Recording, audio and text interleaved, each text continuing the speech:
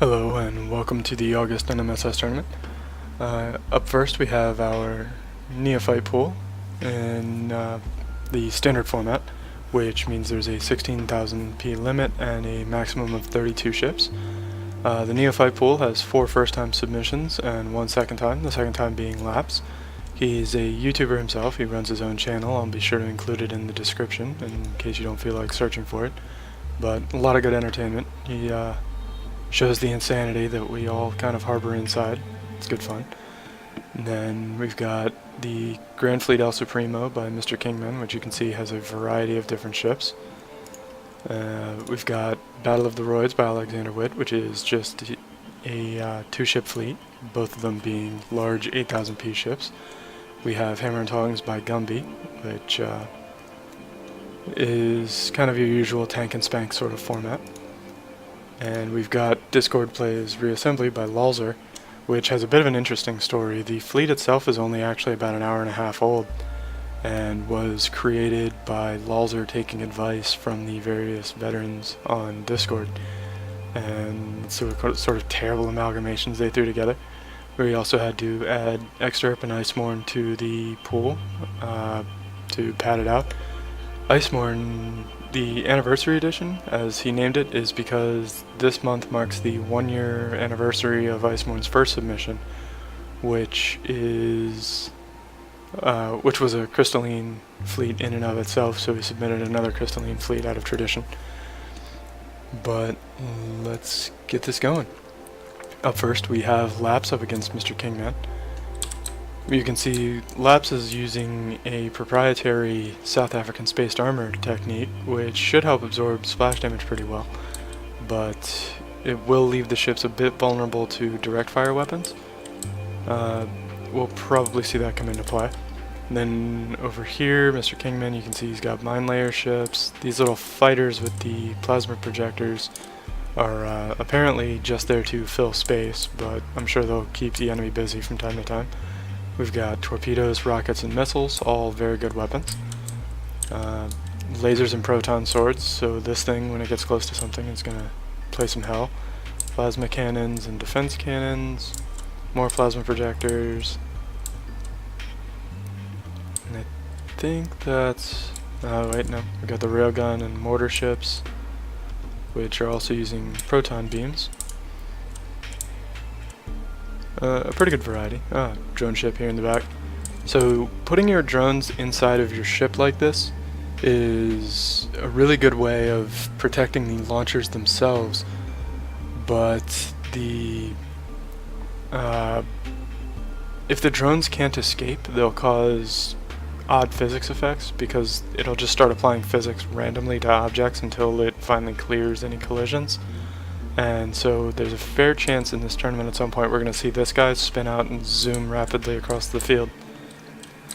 But let's get this fight started. And you can see even an early point advantage going in favor of Mr. Kingman. The spaced armor absorbing the splash weapons pretty well, but the direct fire weapons tend to punch through it and continue moving on to the precious underbelly beneath.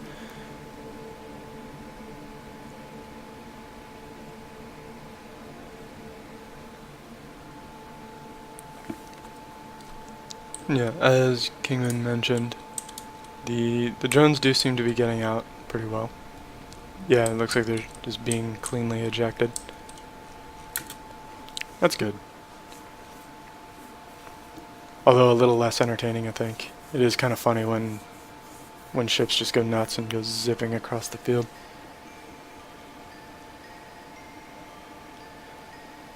The rules aren't terribly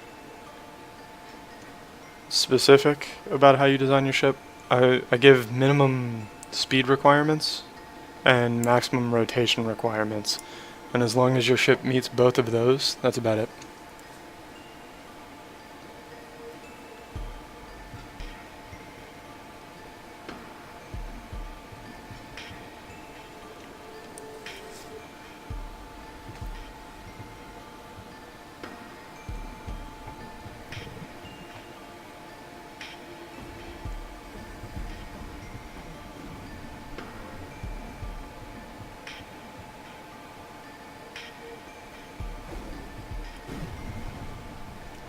And Mr. Kingman takes round 1.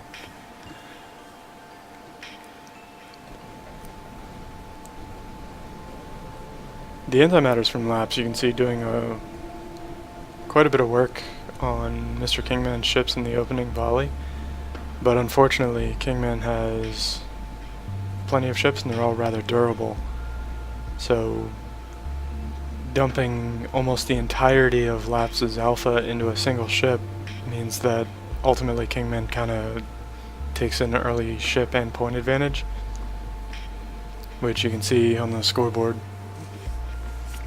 The Kingman making a very strong showing.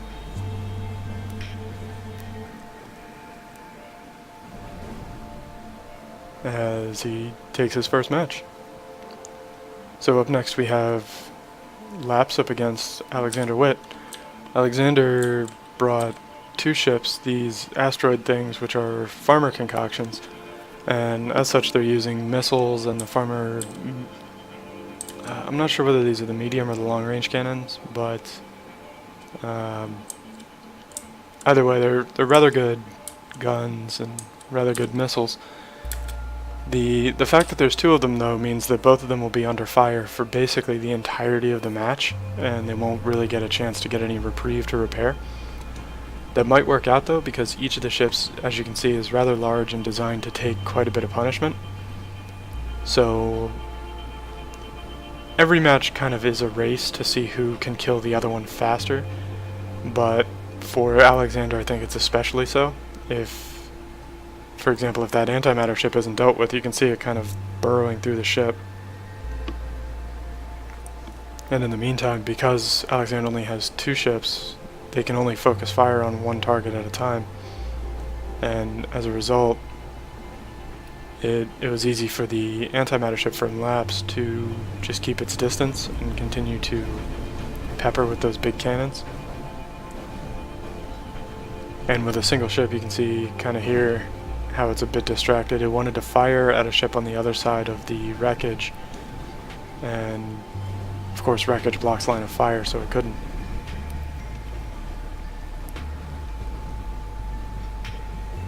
Props to Aleksander though. Bringing a farmer fleet is generally considered a disadvantage outright. And he's doing a pretty good job, admittedly.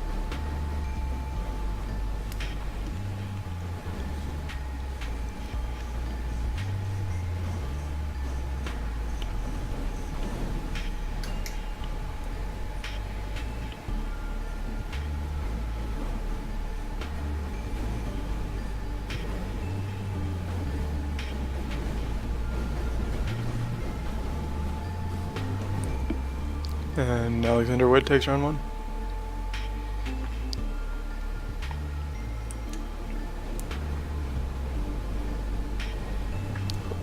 It's worth noting that the farmer missiles, especially the larger ones, are some of the slowest moving missiles in the game, and they don't have particularly long lifetimes, which makes them short range as far as missiles go, but still long range as far as cannons. But they also tend to have very large splash ranges and a lot of damage. They're overall very good weapons. I do like farmer missiles.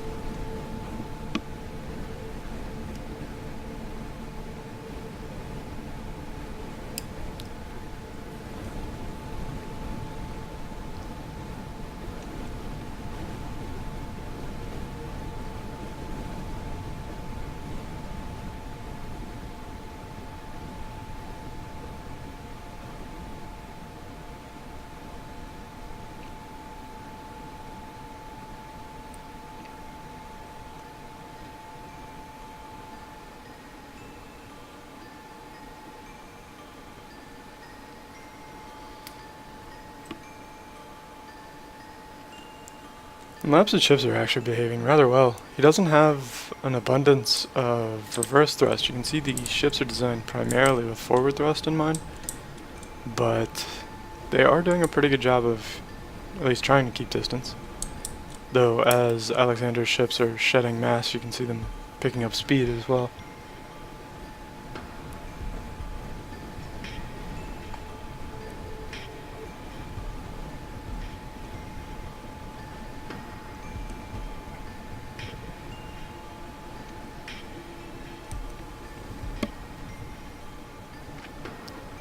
Yeah, I forget if I mentioned it, but I'm also inclined to agree with Chad here.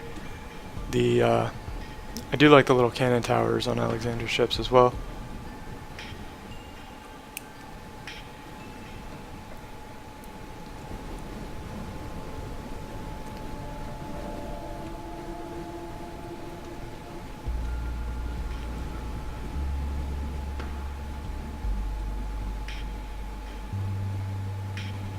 And you can see by the sudden jump in points, the bulk of Laps's fleet budget is actually invested in these 3 antimatter snipers, which is kind of a blessing and a curse. If the AI misbehaves and they get themselves killed, then they cough up a lot of points very quickly. But if they do behave, it means that Laps will often win on points, as the bulk of his fleet is inexpensive, and so losing the rest of the fleet isn't a very big deal. Meanwhile, if they can sit back with those antimatters, as they'd like to, then they'll just continually rack up points. There you can see here the reassembly AI deciding that antimatter cannons are a knife fighting weapon, which is an interesting decision.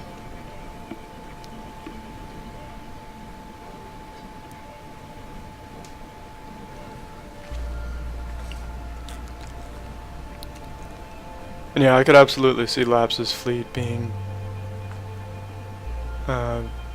amplified by the support of the crowd. That would be a very Laps sort of thing to do.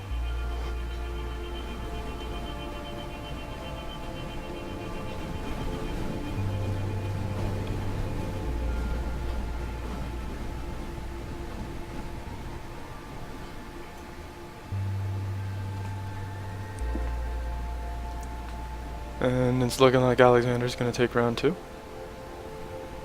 Or round 3, if I can count. Or read, one of the two. But Aleksander wins the match. So up next we have Laps up against Gumby. Gumby's another first-time submission. This guy here, you can see, has a ton of missiles and... they're torpedoes, which is slightly more unnerving. And plenty of burst lasers. These things are spinners with a bunch of lasers of their own, largely to serve as distractions, and then we have a bunch of tiny drone ships that are probably going to dash around like monsters and just serve up an abundance of drones for the enemy to shoot at. But the torpedo volleys out of that big guy, you can see, even with the spaced armor working as designed, it's putting out so many torpedoes that it just continues to punch through it as though it wasn't even there.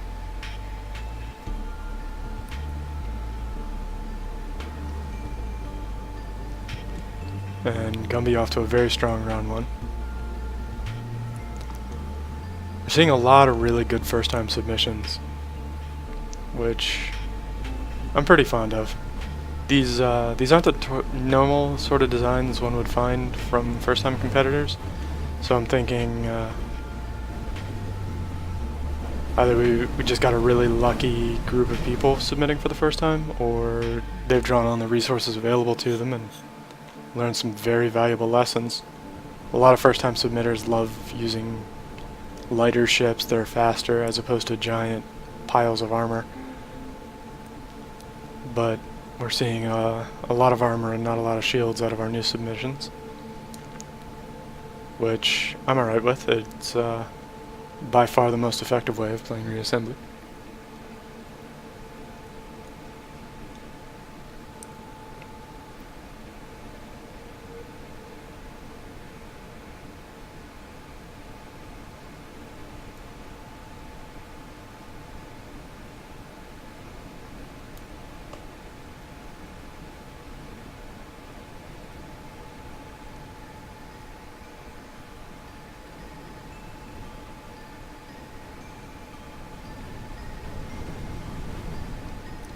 And Gumby takes the match. A sad run for Laps so far, but up next we have Lawlzer up against Laps. And as I mentioned, Lawlzer's fleet was designed with absolutely no help from the Discord community. This is 100% original designs. And You can see, so these ones are very heavily armed. We're seeing burst lasers, looks like some drone, or no, those aren't drones, those are, looks almost like sideways facing torpedo launchers. Or no, those are all just missiles. The torpedoes are toward the back and facing forward. The problem with hyperstack stuff is it can be a little hard to see sometimes. These guys here are meant to primarily just sponge damage. They're just spinners with blocks kind of randomly thrown about. Worth almost no value though, which is the important part. Because they're cheap and they've got a lot of health, they're going to absorb a lot of damage and not give up a lot of points, which is going to serve pretty well, although the main fleet being faster than the distractors might turn out to be a bit of an issue.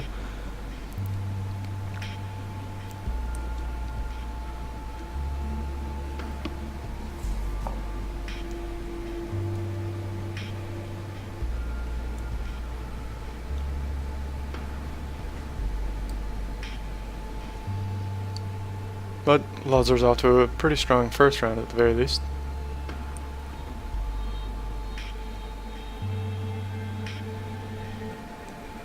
A sad day for Argos.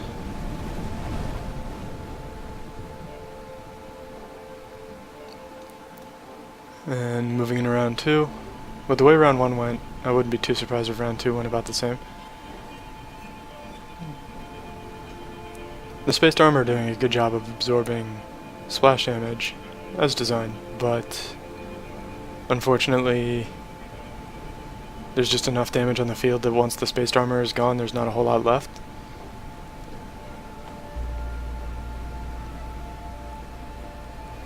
As you can see, the fleet from Lawlzer just surrounding and systematically destroying.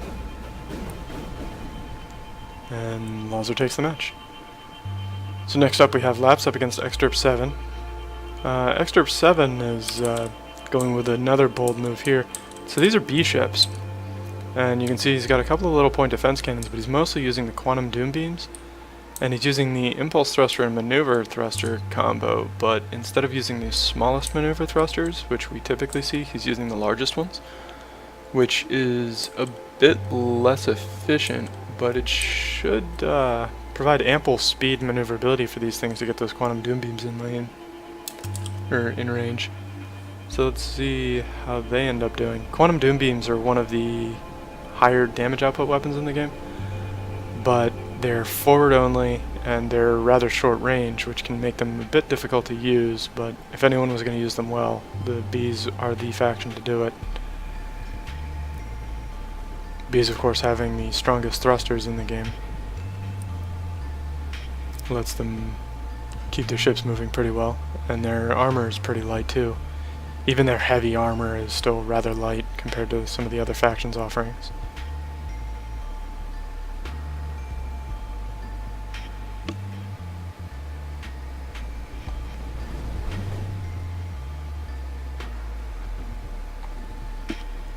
And Extirp 7 takes round 1.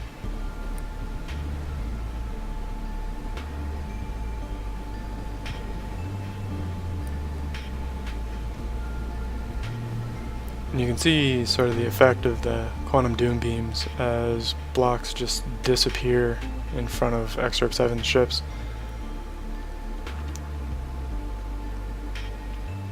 A pretty devastating weapon overall. And Extirp 7 is also using some of the smaller point defense cannons, which are the only actual turreted weapons that the Bees have.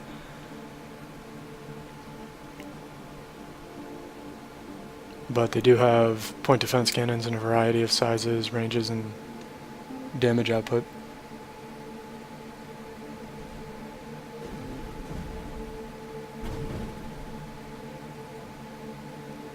And Extirp 7 wins the match. Next up we have Laps up against Icemourn. As I mentioned, I think I mentioned it before, Icemourn's fleet, or Icemourn's first submission was a year ago as a crystalline submission, which is why he created the Anniversary Edition, which are just another, which is another crystalline submission. And we've got some interesting looking ships here and some weird stuff going on. Not entirely sure what's going on there with the spawning, but Hopefully that'll clean itself up. Yep, they separated. But Icemourn has fewer ships than most, but this plasma pile here is going to do work to anything that makes the mistake of getting too close.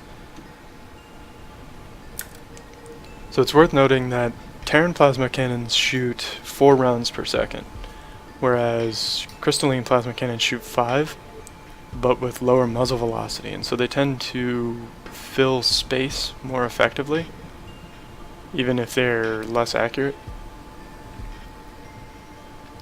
I like the way that crystalline plasmas end up looking.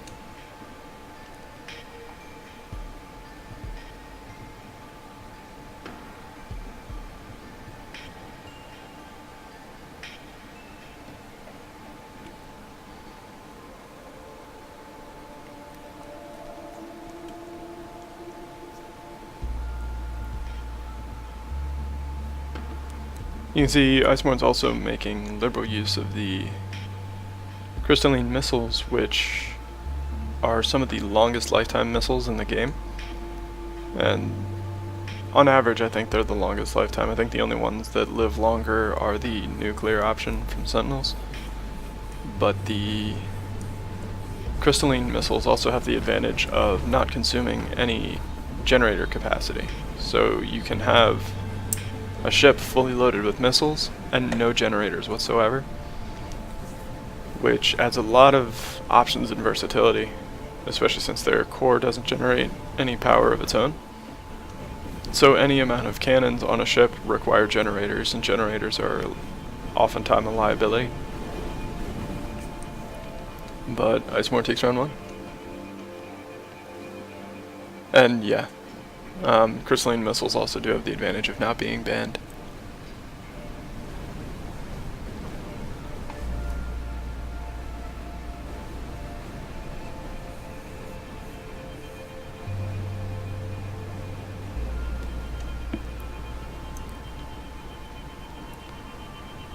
And that is a lot of plasmas coming out of that one ship.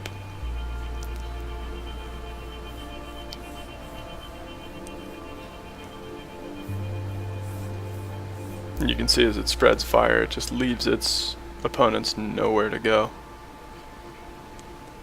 And I think the crystalline plasmas might also have longer range than Terran plasmas, but I'd have to check. There's just nowhere for the ship to retreat to, but Icemourn takes the match. So up next we have Mr. Kingman up against Aleksander Witt. Both of these fleets did rather well in their first rounds,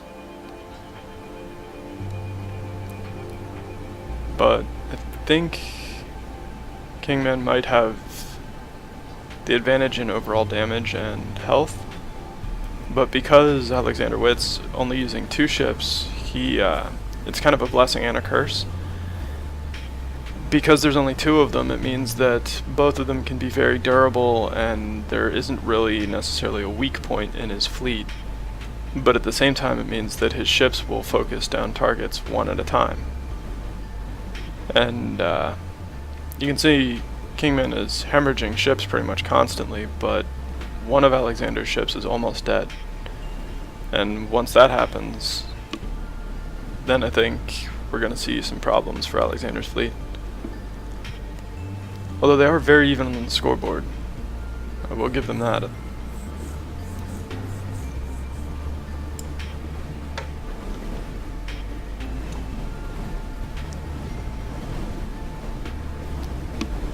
And yeah, I think Labs just got a pretty bad hand.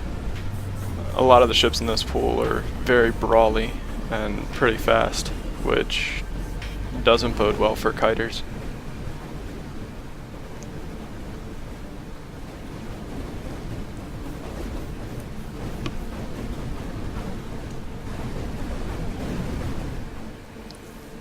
And Kingman takes round 1. As you can see, once the one ship went down, the other one did not take too long to follow.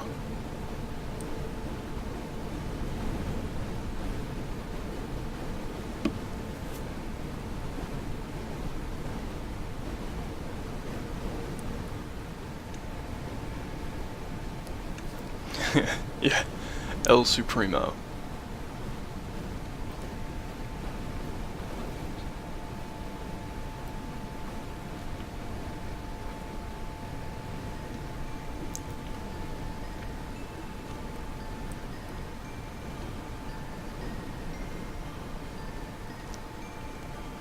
Aleksander off to a little bit of a point lead. You can see the fleet from, well, never mind.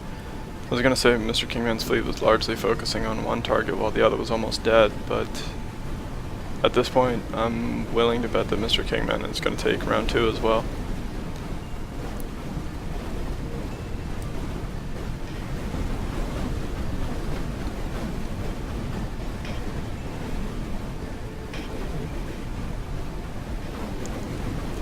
So those little...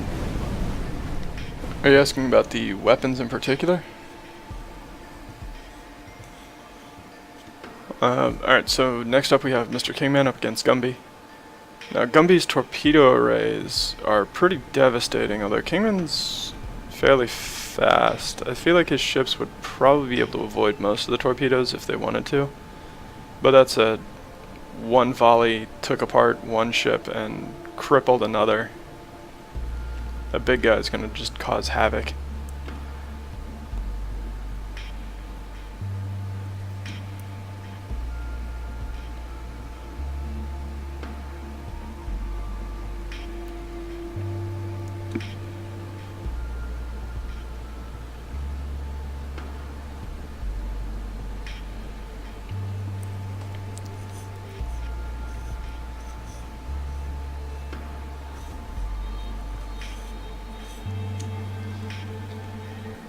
And Gumby off to a very strong start.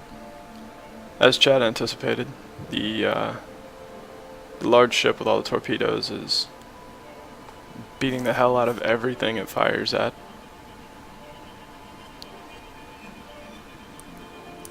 As for why the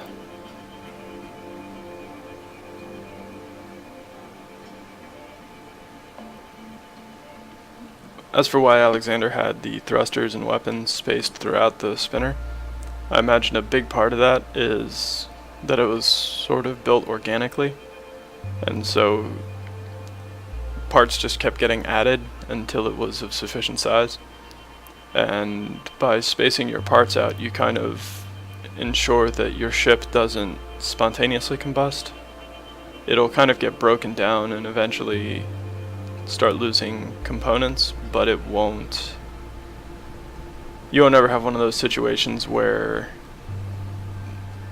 a couple lucky hits punches through the armor and then all the internals just get shredded at once.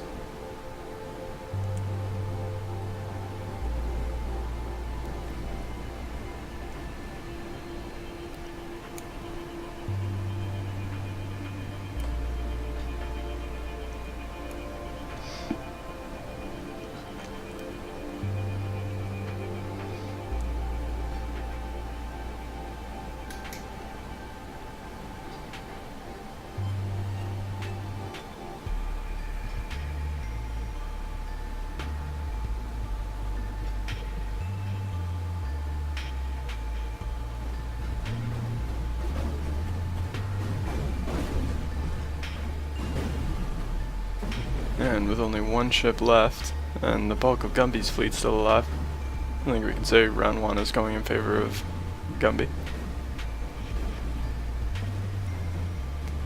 And yeah, I think the hammer is probably the one with all the torpedoes. If it's not, then it should be.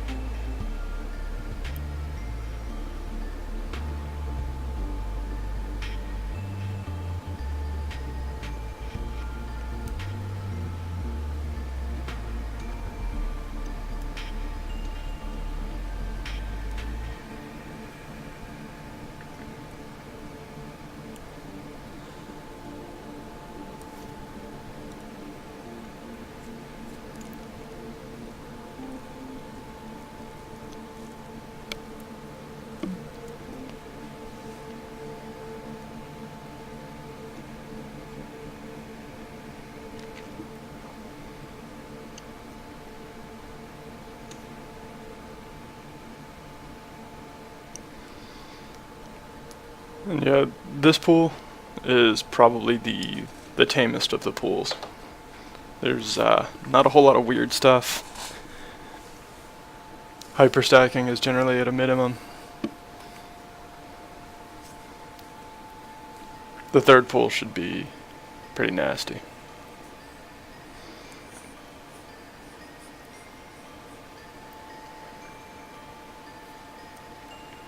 And yeah, Bucket Craftman. I advertise these tournaments on the Reassembly Discord, the Deluxe Discord, and on the forums for the game. If you keep an eye on any of those, you should get plenty of heads up about upcoming tournaments.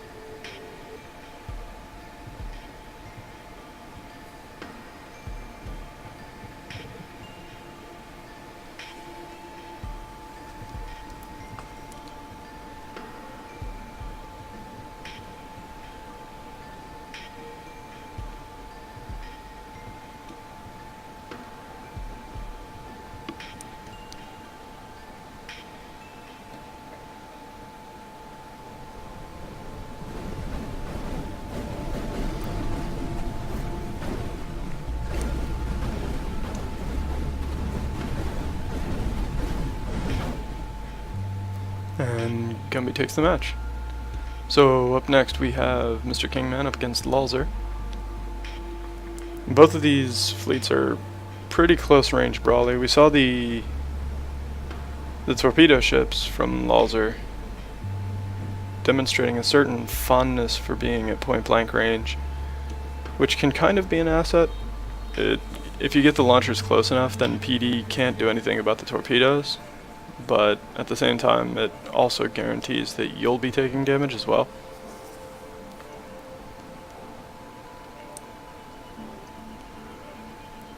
And as mentioned before, you see the points being put on the board by Mr. Kingman, giving him an early lead because the expensive ships in Lawlzer's fleet kind of rushed forward ahead of the distractors. An annoying problem, no doubt.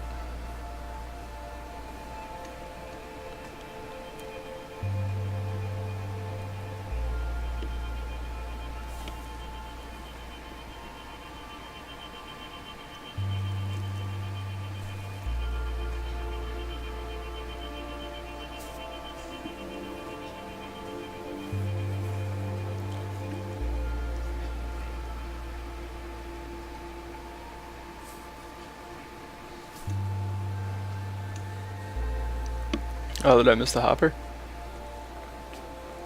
That's unfortunate.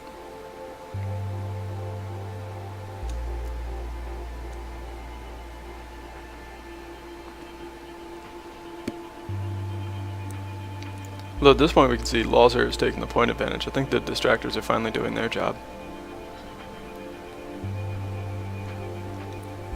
Yeah, you can see one of the distractors was keeping the bulk of Kingman's fleet busy.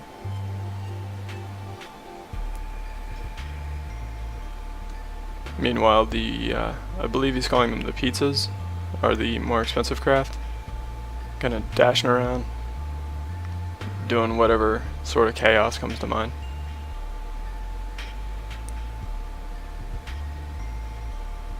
The missiles seem to be doing the bulk of the damage for Lawlzer's fleet, though. The torpedoes, of course, hit like a truck, but the missiles, because they track their targets, they hit reliably. Whereas a lot of times you can see Lawlzer's fleet firing torpedoes into oblivion.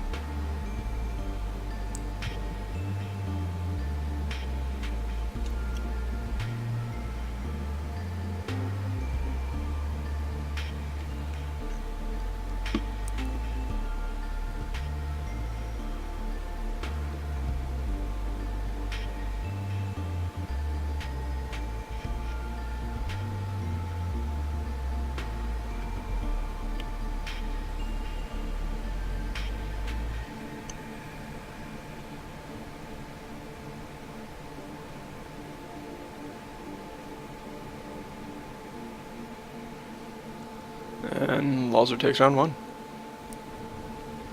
Despite being off to a pretty big disadvantage in points early, he was able to claw back and make up the difference. Which is pretty impressive. A lot of the time, if you see a very big point gap early, it kind of just stays there. But one of the changes in this tournament involves a CVAR change that causes the blocks to regenerate more quickly. And as a result, ships that are able to get away from the enemy will be able to repair themselves. And once a block gets regenerated, it doesn't award points anymore. So if the pizzas rush forward and take a bunch of damage and then disengage and regenerate, if they rush forward again, they don't give up more points because they've already given up those points.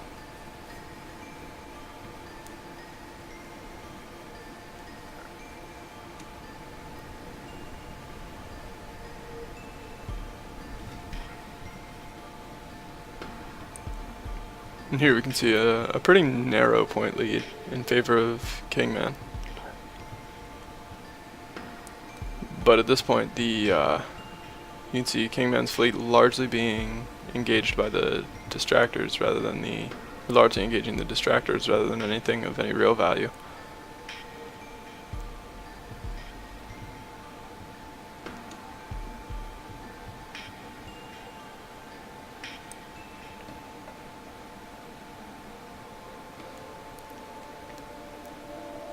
I do like the way the missiles look, especially as they fly around avoiding debris in space. You can kind of see them curve their path sometimes. Especially with the graphics mod, with the thruster trails looking the way they do. I'm a pretty big fan of that.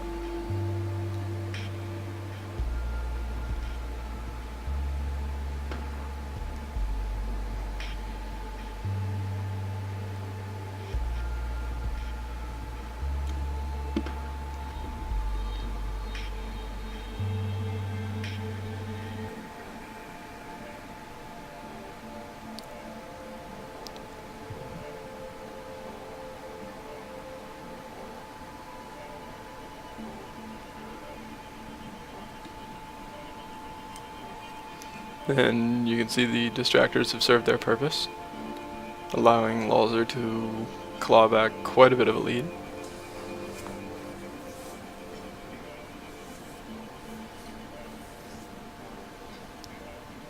And it's looking an awful lot like Lawlzer's going to be taking round 2.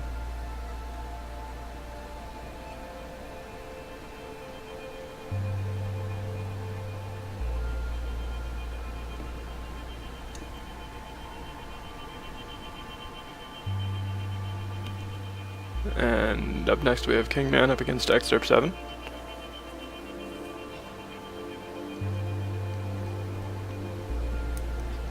And Excerpt definitely has the damage advantage here, but the spinal mounted nature of the quantum doom beams I think will be a bit of a problem. That said, Excerpt 7 is trading blows rather well so far.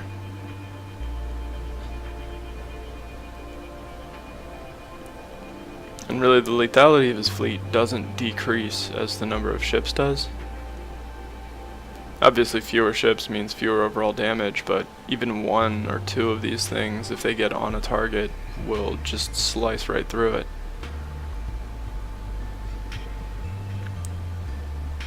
Quantum doom beams are a terror to behold.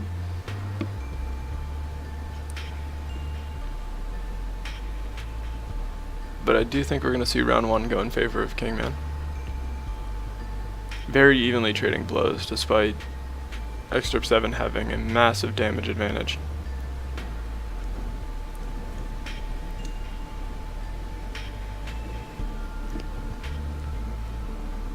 Although it is also worth noting that the proton swords that Mr. Kingman has on one of his ships are just as dangerous and just as close range as the quantum doom beams, but it's on a turret instead of being a fixed mount.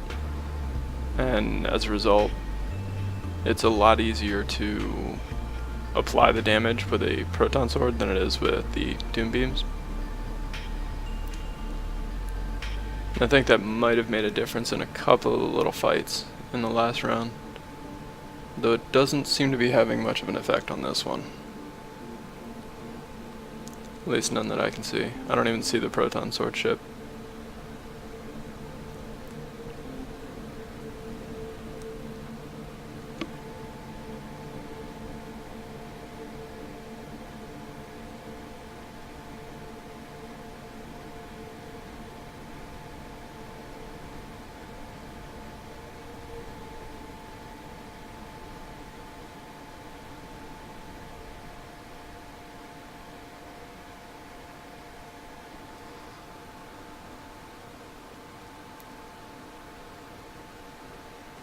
And it's looking like we're going to see Kingman take round 2 as well.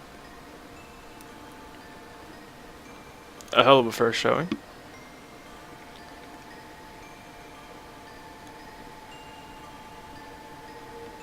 And if you want the blocks to appear in a palette in the campaign, you have to build a ship using the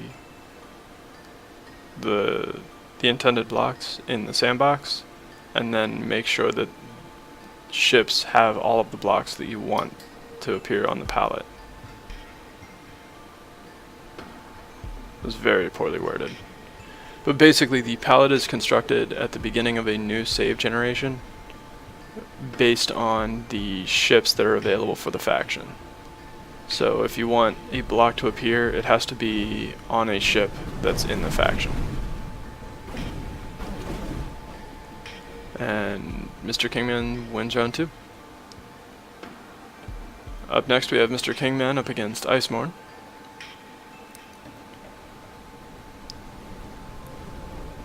I do think the condenser ship is going to be a bit of a problem. You can see the condenser is just ripping through things.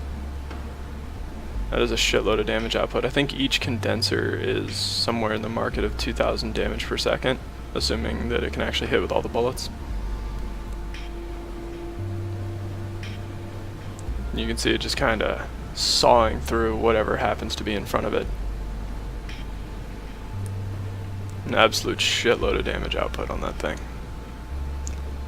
And because it's crystalline, the condensers themselves also have several thousand health as well. I want to say the largest condensers have 7,000 health, which is more than most factions' armor.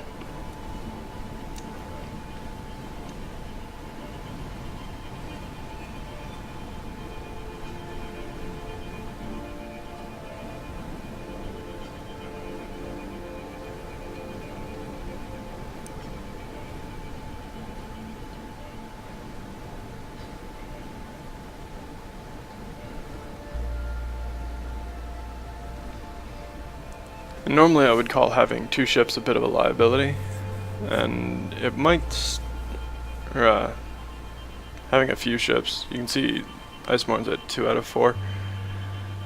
Normally I would think that having very few ships is a liability for the fleet, since they are more vulnerable to AI shenaniganry. But the ships from Icemourn, especially the plasma ship, if it's the only opponent, that actually kind of works out very well for it, since it kind of forces the enemy to come to it and present themselves for an ass whooping.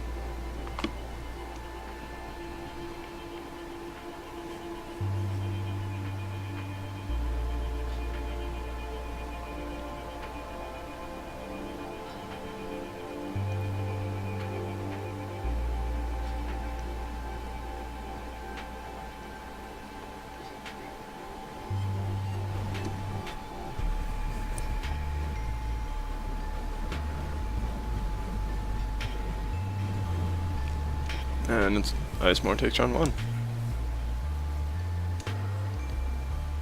The brutal offense out of that plasma ship, I think, is more or less single-handedly responsible for securing the first win.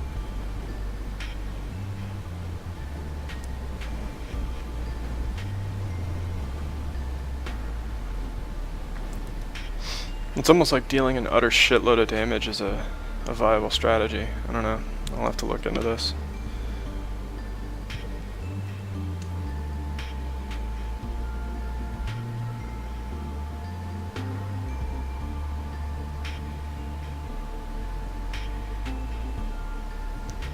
Yeah, Hammer and Tongs, I think, was made by Gumby, who is in chat as Whaleness, I think he said is.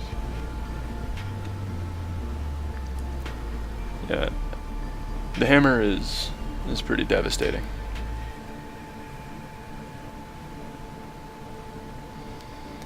And yeah, spamming El Supremo is pretty important to me, so I'm really hoping Kingman makes it through, because we need El Supremo in the champion pool as well. It's one of those things, you just didn't know how much it was missing from your life until you suddenly found it.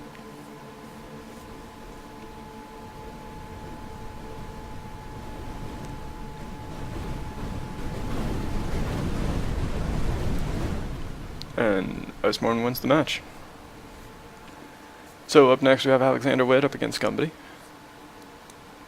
I feel like Hammer is probably going to just tear these spinners apart. Those torpedo volleys are going to be nasty, and I don't know that Aleksander Witt's going to have the damage it's going to take to get through all the sentinels. You can see 2 volleys cut almost clean through the ship. And torpedoes generate 1 every 2 seconds, I believe it is. Somewhere in that market. 2 volleys is not a long time. And Gumby takes round 1.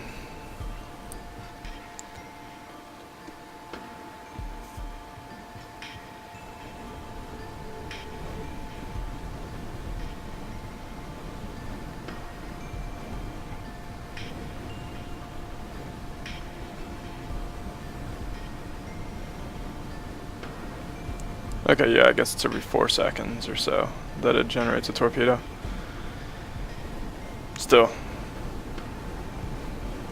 less than 10 seconds to cut through a ship is devastating.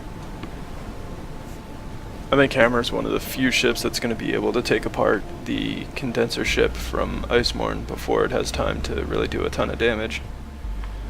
But we'll probably be seeing before too long. And up next we have Aleksander up against Lawlzer. This one's a little harder to predict. Lawzer's pizzas are a bit too brave, which could be a problem with those farmer missiles. The blast radius on them could be a problem, but at the same time the pizzas are pretty fast.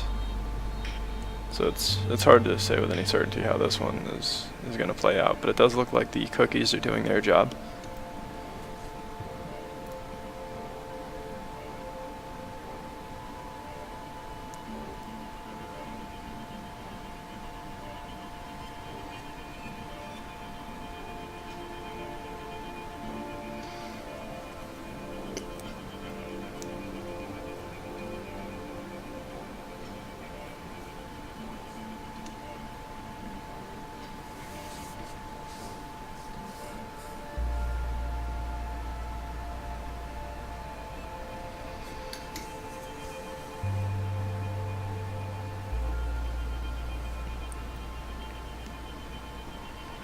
But Lawlzer does seem to be making steady progress on one of the spinners. Once one of them goes down, the other one is probably not going to be far behind. Having 2 ships seems to bring about more advantages or more disadvantages than advantages. It's just too easy to separate and isolate them, as we saw already in this round, and might end up seeing the next one as well.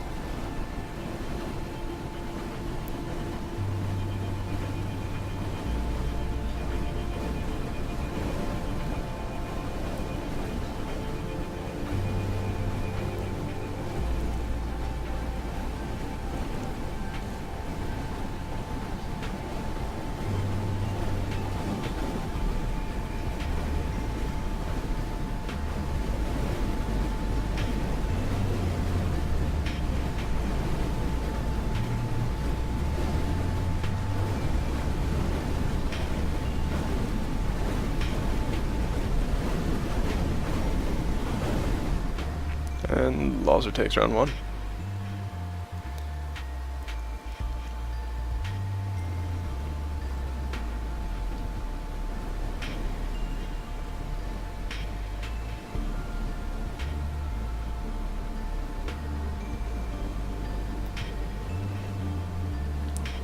And it looks like we're seeing a very similar setup to the last time, where a couple of the pieces are flanking one of the battle roids while the cookies surround the other one. But a lot less focused fire coming out of Lawlzer's fleet.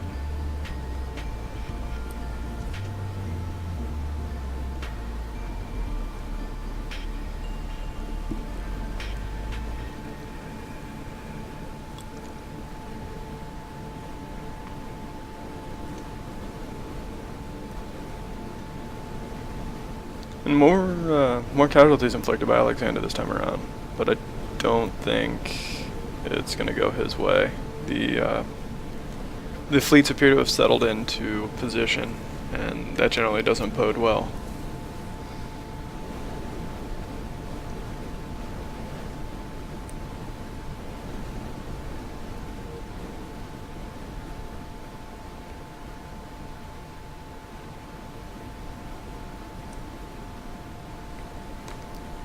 I don't know, I think all of the cookies are actually dead at this point.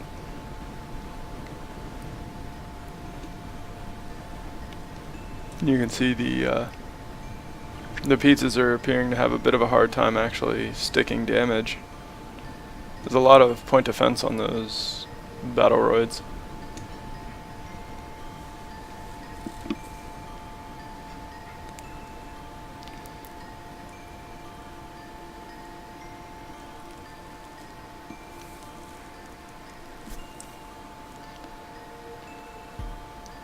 But all things considered, I think the point difference will be enough to carry Lawlzer through. Unless the AI decides to do something particularly unpredictable.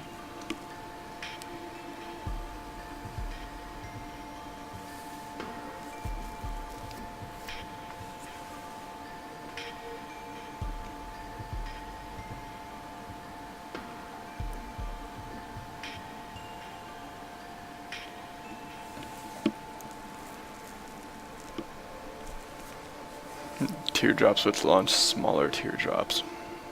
I get behind that.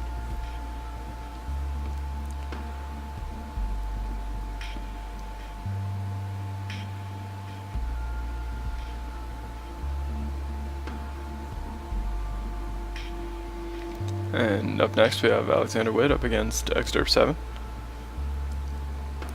Here I feel like Aleksander might have a bit more of an advantage. The quantum doom beams don't actually reach all the way across the ship. But that said, Exderp 7's ships seem to be filling the holes that they're creating, which is going to let them cut through the battle roids pretty quickly. Sometimes, if your ship is sufficiently large, the AI will bug out, and instead of continuing to drive forward, it'll just sit outside of its own weapon range.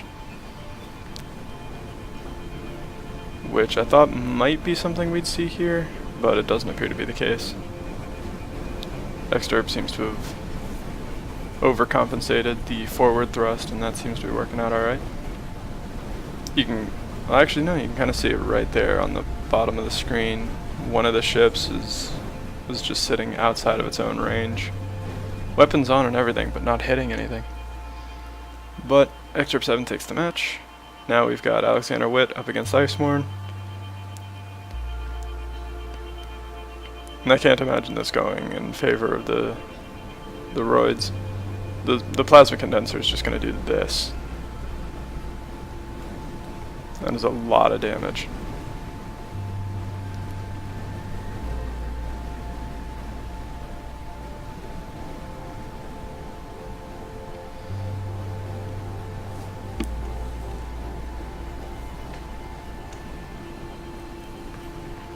Aleksander scoring some decent points. I think the condenser ship, yeah, the condenser ship isn't even flying forward. It's got all these forward thrusters and it's not even going to use them.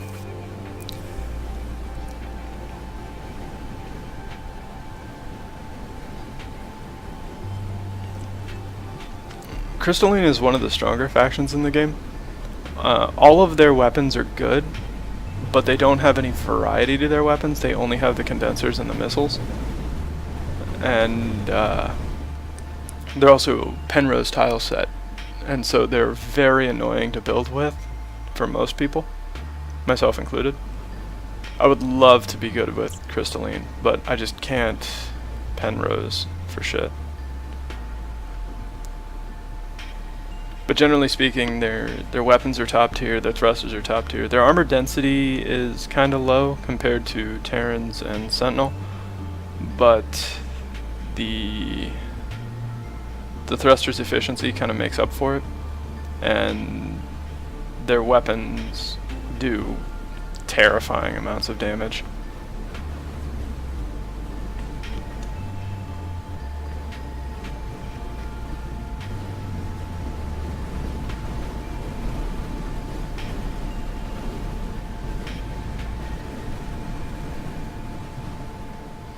And Icemourn takes the match. So up next we have Gumby up against Lawlzer. And I suspect we're going to see the hammer things here. I think one good volley is all it's going to take to kill any individual ship in Lawlzer's fleet. And with that being the case, with the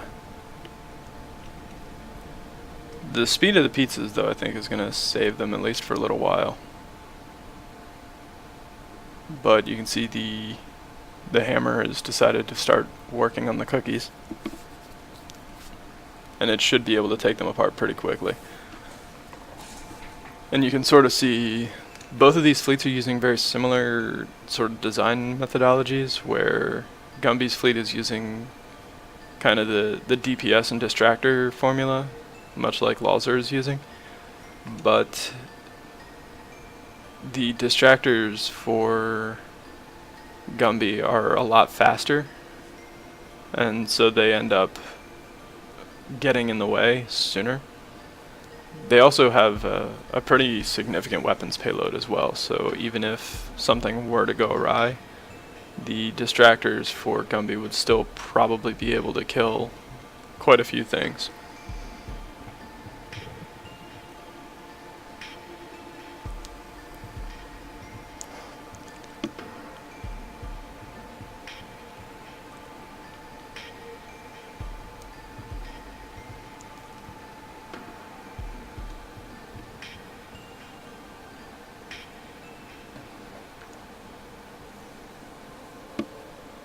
And yeah, imagine out of context, and the hammer's working on the cookies now. That would probably raise some eyebrows.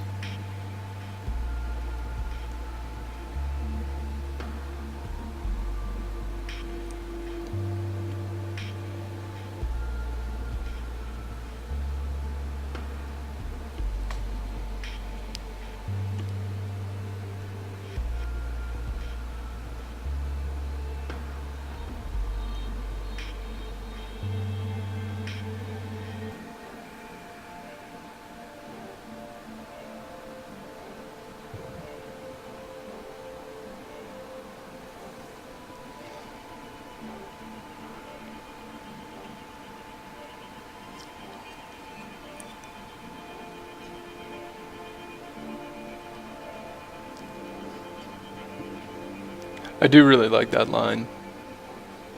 When you're a hammer, everything looks like a nail.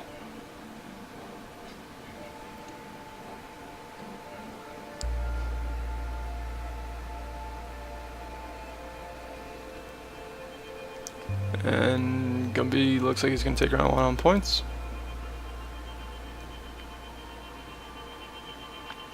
Which admittedly is a bit better of an environment for Lawlzer than I was expecting. I was not expecting it to go to time. I was expecting the hammer to mop everything up one ship at a time. But I think having the pizzas rush forward early, the way that they do, is actually kind of working in Lawlzer's favor in this matchup, because the hammer ends up firing several torpedo volleys off into deep space without hitting anything.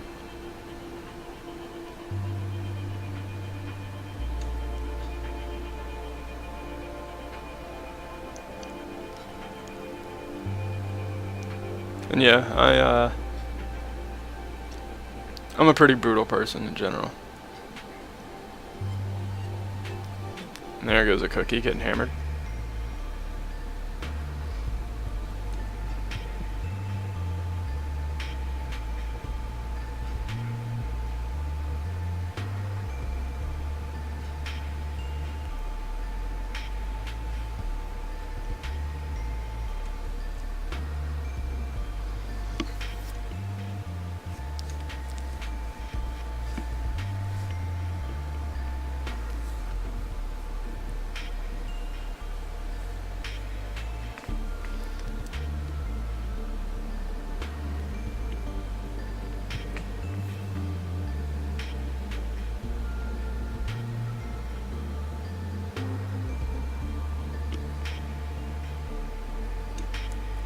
And yeah, 2 people from each of the subpools will be making it into the champion pool.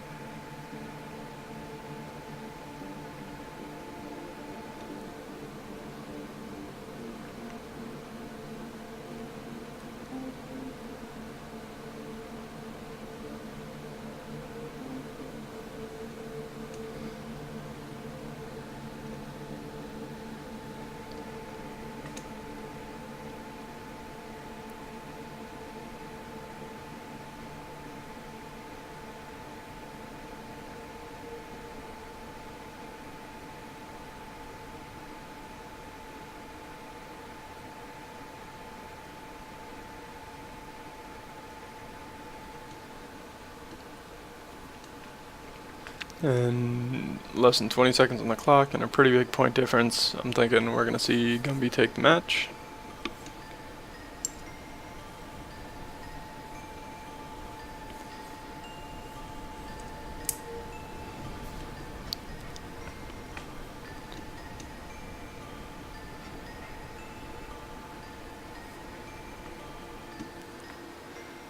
And up next we have Gumby against Exterp 7. Now, Exterp 7, his entire fleet revolves around getting really close to the enemy, which is kind of what the hammer wants, but the hammer spawned in the front, which is less than ideal. But you can see one volley there took out 2 ships from Exterp 7. Torpedoes are devastating weapons.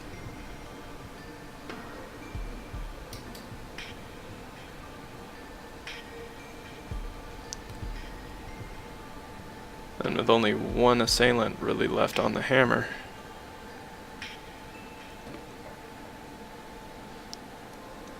And Exterp 7 can kill all of the distractors.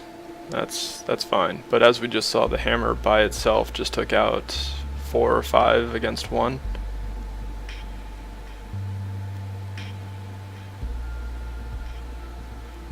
Let's see if it can do it again.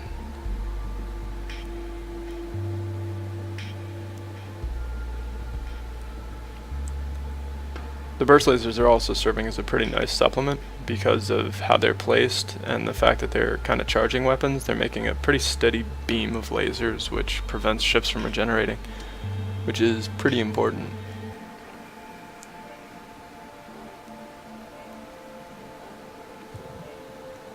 And yes, there is a size limit to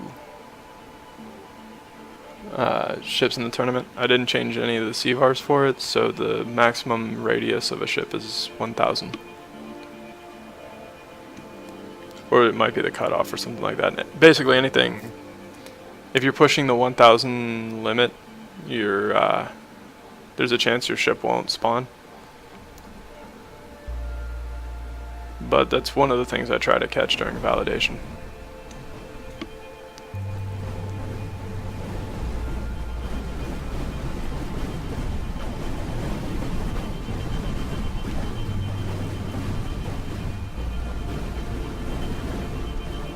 And there goes some torpedoes.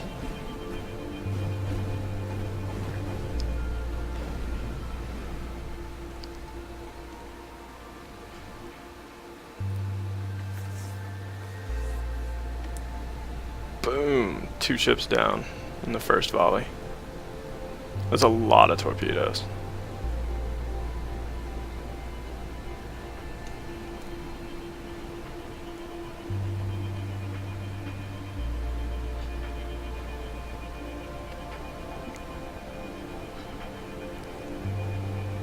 Yeah, I've been known to do both. Depends on exactly what the problem is that slips through the rules. If it's too game breaking, then I'll just interrupt the tournament, veto it, and resume where I was, or where I last could. But sometimes I'll allow it, like if a ship isn't fast enough but I don't notice, then I just generally allow it. But I try to catch as much as I can.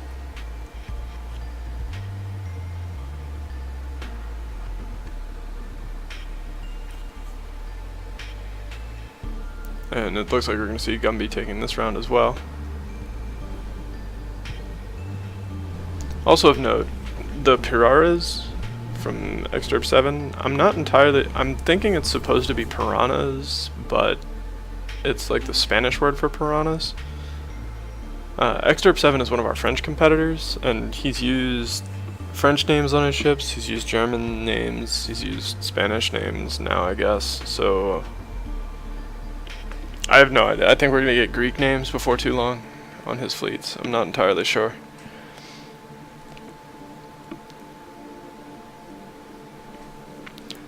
Fleets with all of the languages.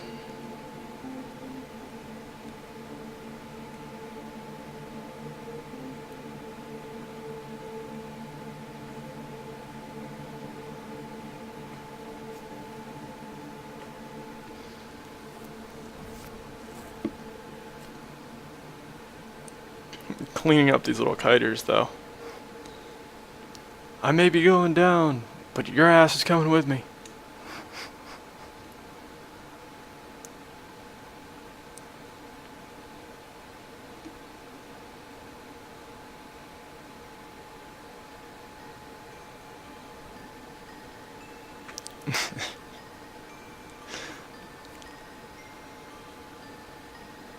You gotta kill all the kiters. That's how they know.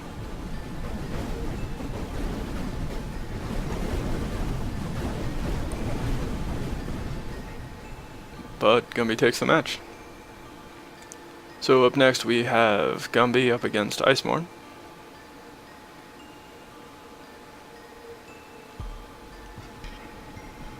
And that torpedo volley missed the bulk of the condensers, but the second volley took out the condenser ship.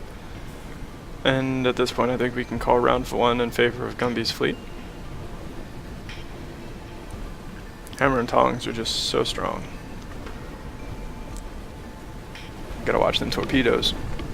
They get you.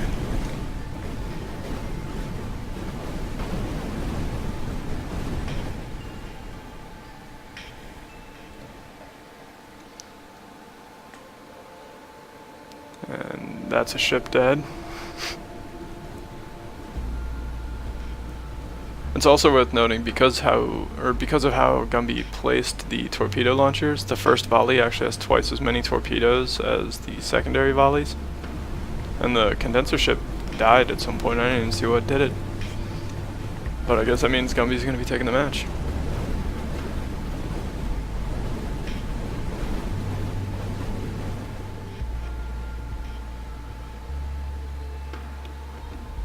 And Gumby is a shoo-in for the champion pool.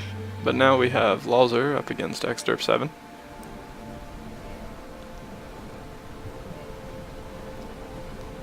This fight could prove a little troublesome for Lawlzer's fleet.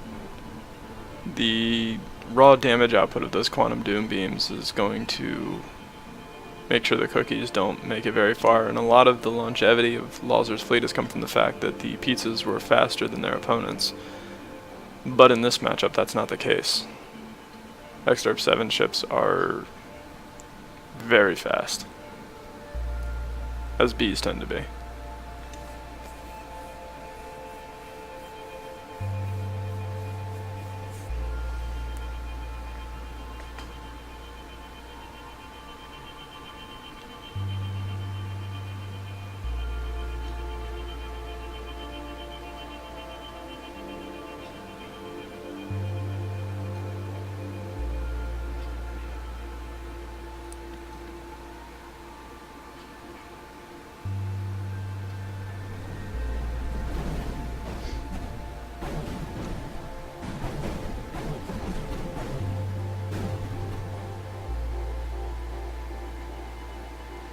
And Excerpt 7 takes round 1. In a pretty solid round 1, too. And so one of the things Alfeathers was talking about, and one of the vulnerabilities of these ships, is that there's a seam you can see running down the middle of the craft, which means that one good shot from burst lasers could theoretically kill the ship from full to dead without damaging any of the armor. It's not terribly likely, obviously, but it is possible, which means if you run enough simulations, it will happen eventually. And so that might be a thing that we had seen. I think we actually saw it in the fight against the Hammer and Tongs. I think the burst lasers were firing at one of the Doom Beam ships behind it, while the torpedoes were killing stuff in front, and it just dropped the ship almost immediately. Oh, okay. Apparently it happened a bunch of times. And I just wasn't paying attention. Much closer on the scoreboard this time, though. Only about 1,000 points difference between Excerpt and Lawlzer.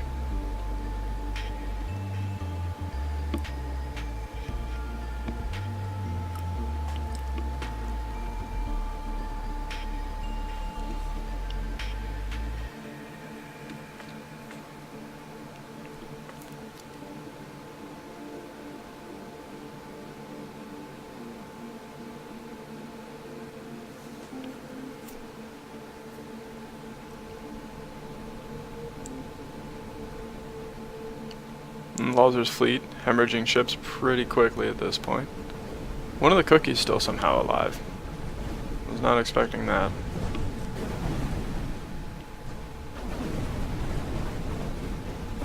But there's blood in the water, and the piranhas are hungry.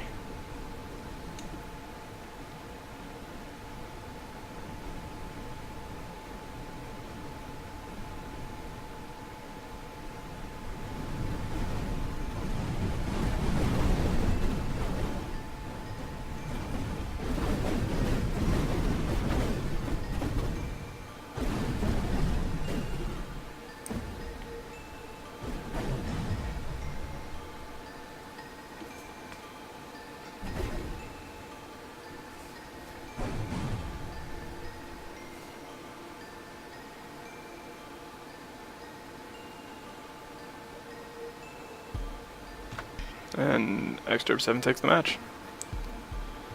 So next up we have Lawlzer up against Icemourn.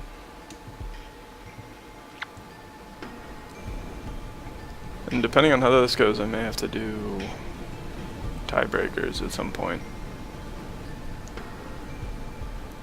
Load stuff up and actually see how things played out, you know.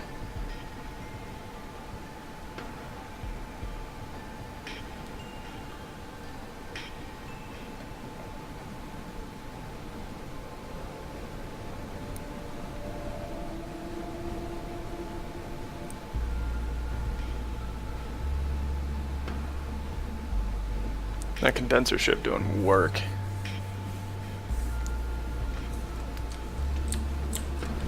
This thing here, just, it's a superhero. But the cookies are surviving a lot longer than some of the other ships that we've seen.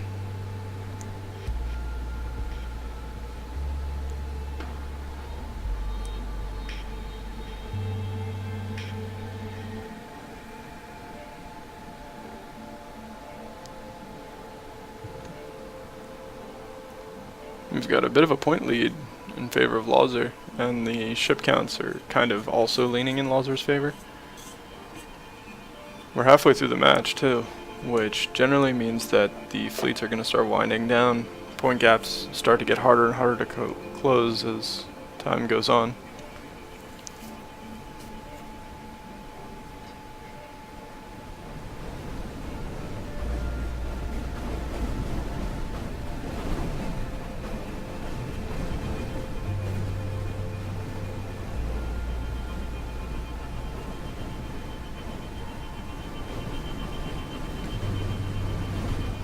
And Lawlzer takes round one.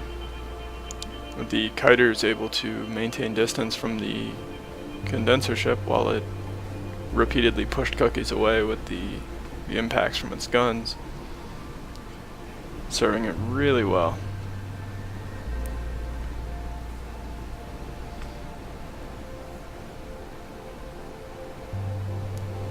And you could put lasers on the back of your ship like that, Lawlzer, but the ship may not turn around to use them effectively.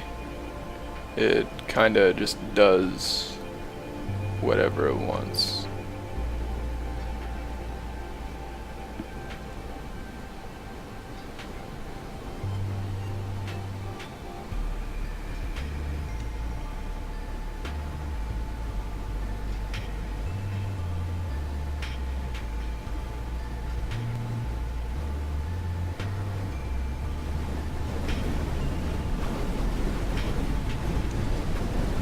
And it looks like Lawlzer's going to be taking the match.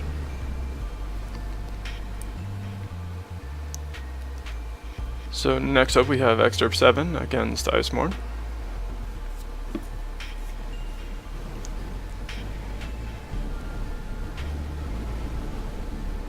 And I feel like Icemourn probably has the advantage here, but with all of the ships surrounding the condenser ship, that's going to negate that advantage pretty quickly. So I guess I was wrong. At the very least, Icemourn looks like Excerpt 7 is going to be taking the first round. Vicious little bees.